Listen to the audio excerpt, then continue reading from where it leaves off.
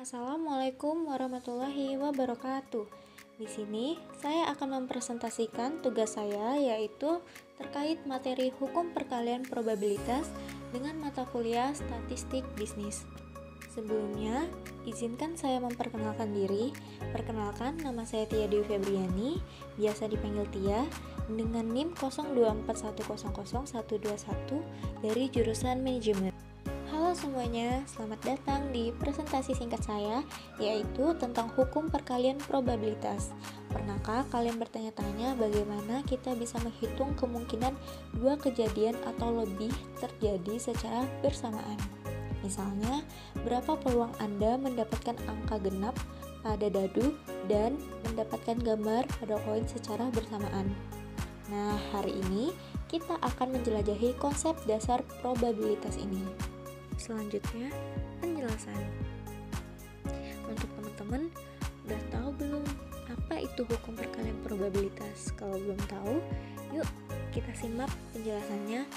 Hukum perkalian probabilitas secara fundamental digunakan untuk mencari peluang terjadinya dua kejadian dan secara bersamaan. Ini berbeda dengan hukum penjumlahan yang membahas kejadian atau saling lepas. Dalam hukum perkalian, kita ingin mengetahui probabilitas bahwa kejadian A terjadi dan kejadian B juga terjadi. Ada dua skenario utama yang akan kita bahas, yaitu kejadian saling bebas dan kejadian bersyarat. Memahami perbedaan antara keduanya adalah kunci untuk menerapkan rumus yang tepat dalam menghitung probabilitas. Di sini saya akan menjelaskan dua kejadian yang terjadi dalam hukum perkalian.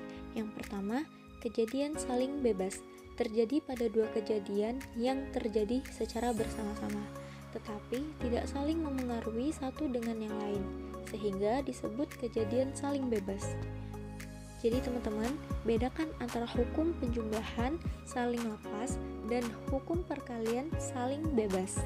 Yang kedua, kejadian bersyarat, yaitu sebuah kejadian yang terjadi dengan syarat kejadian lain sudah terjadi terlebih dahulu. Oke teman-teman, di sini kita bisa lihat ada dua contoh kejadian saling bebas. Contoh sederhana untuk kejadian saling bebas, jika sebuah dadu dan sekeping mata uang dilempar satu kali bersamaan, berapa peluang untuk memperoleh gambar pada mata uang dan bilangan ganjil pada dadu? Untuk mata uang, ada dua kemungkinan hasil, gambar atau angka. Jadi, peluang mendapatkan gambar adalah 1/2. Dan untuk dadu, ada 6 kemungkinan hasil, 1, 2, 3, 4, 5, dan 6. Bilangan ganjil adalah 1, 3, dan 5, yang berarti ada 3 hasil yang diinginkan. Jadi, peluang mendapatkan bilangan ganjil adalah 3/6 atau disederhanakan menjadi 1/2. Karena kedua jadian ini saling bebas, kita cukup mengalihkan peluang masing-masing. P gambar dan ganjil sama dengan P gambar dikali P ganjil sama dengan 1/2 dikali 1/2 sama dengan 1/4. Jadi peluangnya adalah 1/4. Ini menunjukkan betapa mudahnya menghitung probabilitas ketika kejadian tidak saling memengaruhi. Next, selanjutnya kejadian bersyarat. Kita akan membahas kejadian bersyarat. Ini adalah skenario di mana satu kejadian hanya dapat terjadi atau peluangnya berubah jika kejadian ini sudah terjadi terlebih dahulu. Ada sebuah syarat yang harus dipenuhi. Misalnya, peluang hujan hari ini mungkin akan berubah jika kita tahu kemarin sudah hujan. Rumus untuk hukum perkalian pada kejadian bersyarat adalah P dalam kurung A dan B sama dengan PA dikali P, B, dan A. Di sini P, B, dan A dibaca sebagai peluang B terjadi dengan syarat A sudah terjadi. Ini adalah probabilitas B dengan asumsi A telah terjadi, menunjukkan adanya keterkaitan atau pengaruh dari kejadian pertama terhadap kejadian kedua.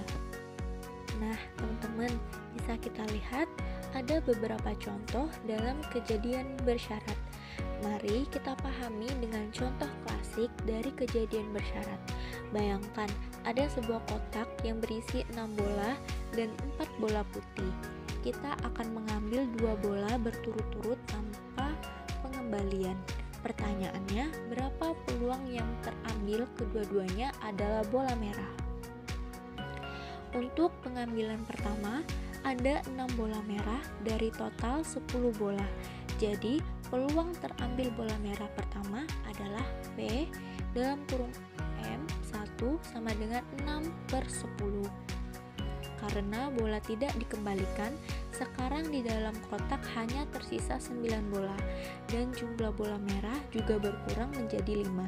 Jadi, peluang terambil bola merah kedua dengan syarat bola pertama sudah merah adalah P, M2, dan M1 sama dengan 5/9. Maka, peluang kedua-duanya merah adalah PM1 dan M2 sama dengan PM1 dikali PM2 dan M1 sama dengan 6/10 dikali 5/9.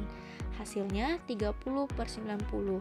Disederhanakan menjadi 1/3. Ini menunjukkan bagaimana hasil pengambilan pertama memengaruhi peluang pengambilan kedua karena jumlah total bola dan bola merah yang tersedia berkurang. Kita lanjut, variasi pengambilan bola dan data calon lolos. Mari kita lihat variasi dari contoh bola yang sama. Bagaimana jika yang terambil pertama adalah bola merah dan yang kedua adalah bola putih? Peluang terambil bola merah pertama adalah PM1 sama dengan 6/10.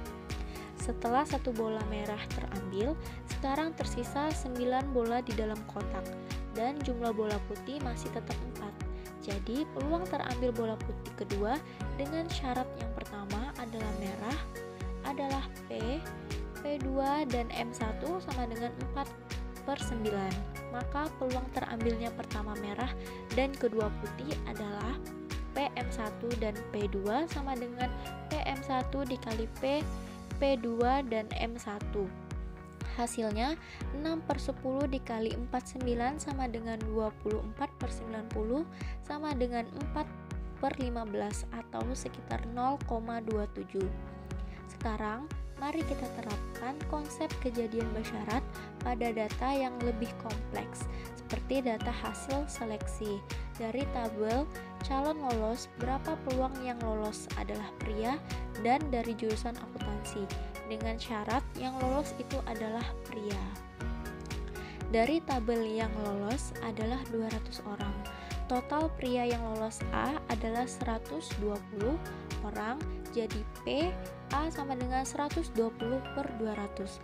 Dari 120 pria yang lolos, 30 diantaranya berasal dari jurusan akuntansi. D.